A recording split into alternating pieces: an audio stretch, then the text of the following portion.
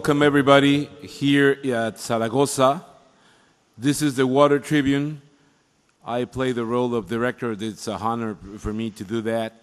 And I'm very pleased today to be linked to Asia, to China, to India, to Indonesia, and to Uganda. We here in Zaragoza are very keen about the results of the Global Development Learning Network. What I want is solutions, ideas that we can provide to the Zaragoza Charter people who can do something and help promoting these solutions further down. Give us examples from your countries. Share your fantasies, your creativity in this meeting. What is driving the protection and what is driving the conservation? In China, we have the culture is we have to learn from the mistakes, learn from the history, learn from the past. We have to let the people understand what we are facing and what is our direction. Thanks for the contribution. Let's go to New Delhi, India. Bring out these best practices and put them into our educational curriculum and make the younger generation aware of what is possible when the community gets together and ensures conservation of water, management of water, valuing water. And here I would make a suggestion that in countries like India, to develop a new water leadership. I think that's one concept that we can really promote, develop young water leadership by through schools and put this across as a societal change. Millions of Indians from North India travel all the way to the city of Hardwar to pick up the water from the Ganges and walk on foot at least from a distance of 300 to 400 kilometers. They are called Kavadiyas, and it's a respect for that water, no doubt about it. But the challenge that the country today is facing is how do we keep our rivers really clean and revive our old traditional values on that. And I think that's a challenge which we are now trying to meet.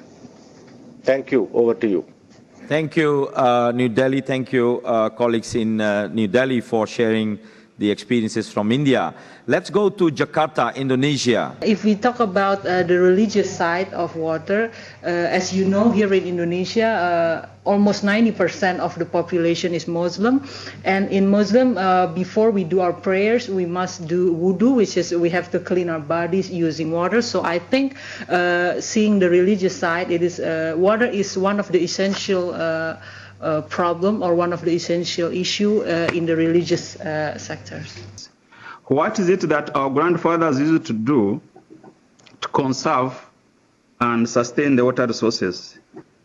The River Nile, which moves from Uganda downstream up to Egypt, is going to be almost the very source of the wars we are talking about because of the different interests. And because of that, it was predicted that once a situation of fighting for the water resource, especially using the Nile perspective, there emerged the Nile Basin Initiative, where we are looking at now water resources as a transboundary resource. And we need to manage it and protect it with all the stakeholders, including the local communities, the NGOs, government departments, and everybody. Therefore, we are beginning to see that water is a scarce resource, and we need to protect it, and that's what now we are heading for. And what we need is the cooperation of you, including the other stakeholders from different countries, to see how best we can do it. Okay. Thank you very much. Regardless of the fact about, we could be talking about percentages, I'm convinced that we will not develop sustainable development just by changing values. I'll give you an example. If in a city, for example, people use water sparingly, very aware of public transport, however, if you don't have your effective public transport, this value will not solve the problem. Therefore, from my point of view, to the problem of sustainability, we need to apply a triple therapy to this disease. The change of values is one, change of technology two, and the change of price. Because a lot of these values are the values that would mitigate corruption. And so it sounds like in all of these countries they do have these values, but how do you promote these values in order to mitigate corruption? I noticed that some were missing in terms of greater responsibility on the common good. And also the one that I think that was very important is the aspect of leadership and learning and honesty that were mentioned. But there's still a disconnect between the values that our countries are saying that they are using, especially in the water sector, and the results that we find in terms of corruption, which is the use of public funds for private gains or the use of common goods for individual gains on different levels. So we'll come to that, and we are going to zoom in now on values, whatever values that you think is relevant. How do you take those values locally, globally, regionally?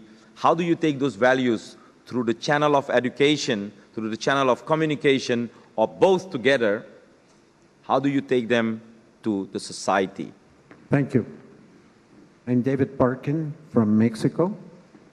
The thing that strikes me about this video, but also the first one, is that it leaves out the major water consumers of the world. It leaves out the major consumers and the major logic. In a world in which we're talking about producing automobiles and producing petrochemicals, an automobile costs 6 million liters of water to make in virtual terms. Petrochemicals are equally intensive in the use of water. In these meetings, we're having bottled water. How much water does it cost to make a bottle of PET? It takes, to make a 1 liter bottle of water, it takes 300 liters of water. So I ask the question, are you dealing with the real issue when you're asking people to be more conservative? You're asking for a consciousness of people when the real problem of consumption is the organization of our economic system. Okay, thank you very much. Wait, we'll come to that. Thanks for this contribution, and you are touching a very deep issue on these values, on the way we consume things, the way we deal, the way we have, the way we see the real reality. Opportune, timely, to say that we need rapid change, because time is short. We are living through an emergency. The big question is, how do we find shortcuts to come to this change? If we had all the time in the world, we could undergo change. But how do we find a shortcut, a shorter way of taking us to the same place, which is what hikers do. For instance, mountain climbers find a shortcut to get to the top quicker. I give you two ideas about shortcuts. One is that we should use crises. It's in human beings and society in general do undergo rapid changes. Aten was talking about the difficulties to do what I want to do. How to take my good intentions and change them into actions. All of a sudden, if you have a friend who has a heart attack, for example, it changes. They change their way of life after the heart attack. They change the way they stop smoking. And that's a change in 2 months after a heart attack because of the situation of crisis this person has gone through. So we need to harness crises, those which are coming and those crises which we can bring about ourselves.